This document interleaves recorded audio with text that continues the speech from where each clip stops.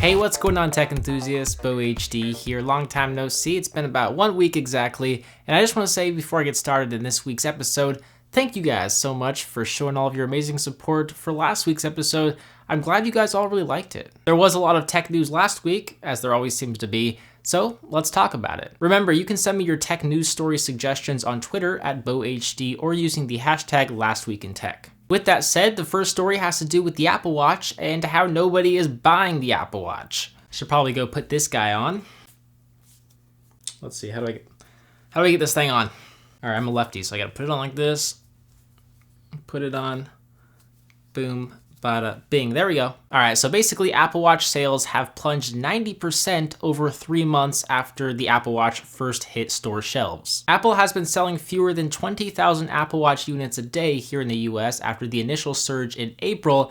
Some days they're even selling fewer than 10,000 units. While it is selling well for a wearable device, since wearables are fairly new and they haven't really caught on too much here in the US or really around the world, for an Apple device, it's not selling very well. T-Mobile actually made the news last week as CEO John Legere announced the new Un-carrier move, Mobile Without Borders. With T-Mobile's new Mobile Without Borders plan, the carrier's coverage and calling areas extend into both Canada and Mexico for all Simple Choice plan holders. Calls to both of these countries, Canada and Mexico, are now included in standard mobile plans. So if you travel a lot, especially to Canada or Mexico, you're probably going to seriously like this announcement. Keep in mind that T-Mobile doesn't have 100% coverage in Mexico or Canada, so depending on where you're going to travel, you're going to probably want to research the signal and the coverage in your area, because the last thing you want is to go to a place and not have cell phone connection.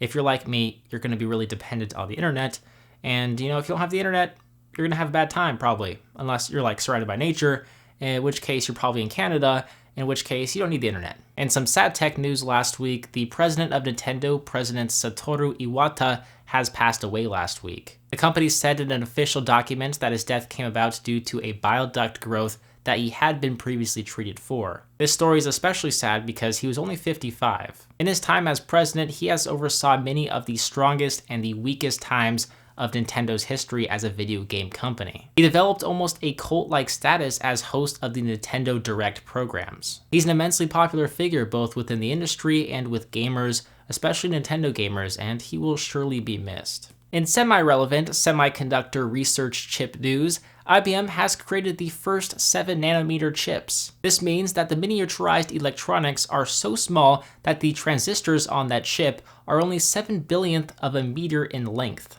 That's 1,400 times smaller than a human hair. IBM did say that this milestone came from a $3 billion 5-year investment in chip research that the company announced last year. Now, it is important to note that these are 7nm test node chips with functional transistors, so commercial versions of these chips are still some time away. Most of this stuff is way over my head, but I welcome new tech, and I love the idea of pushing the fundamental barriers of technology. The LG Nexus 5 2015 edition was kinda sorta leaked. We have a screenshot of the AnTuTu benchmark app, which displays a score above 85,000 for the 2015 LG Nexus 5. This is almost 20,000 more points than the Galaxy S6, which makes me wonder what kind of processor could be powering this new Nexus device. It could be the MediaTek Helio X20 chip, which is a 10-core processor that is capable of reaching scores of about 70,000 plus in AnTuTu. It could also be the Snapdragon 820 processor, but we don't really know too much about that processor. Chances are the screenshot is probably fake,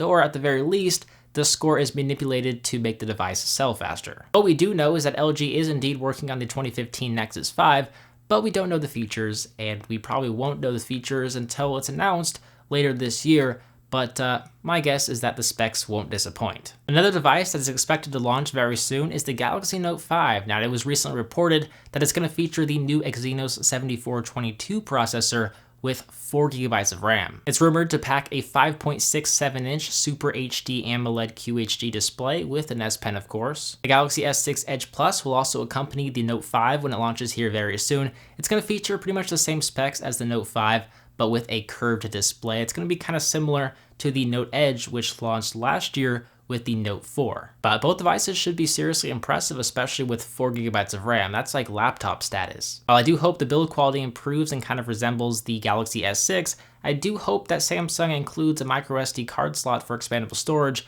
as well as a removable battery. That would be awesome. Now, we started this episode talking about a smartwatch, and we're going to end this episode talking about a smartwatch. The Huawei Watch has officially stopped by the FCC, making us wonder if it's going to go on sale here pretty soon. If you don't know about the Huawei Watch, it's actually one of the best looking Android Wear watches to date, in my opinion. It features a luxurious, all-metal stainless steel body and circular watch frame. It also has a 1.4-inch AMOLED display, sapphire crystal lens, stainless steel, a heart rate monitor, and quad-core processor. It wasn't expected to launch until September or October, but with this recent news, it might even launch sooner than later. So these are some of the top tech news from last week, this week. If you guys have any suggestions for news stories you'd like me to cover for next week's episode, always be sure to send me them on Twitter. That's where I'll be checking them.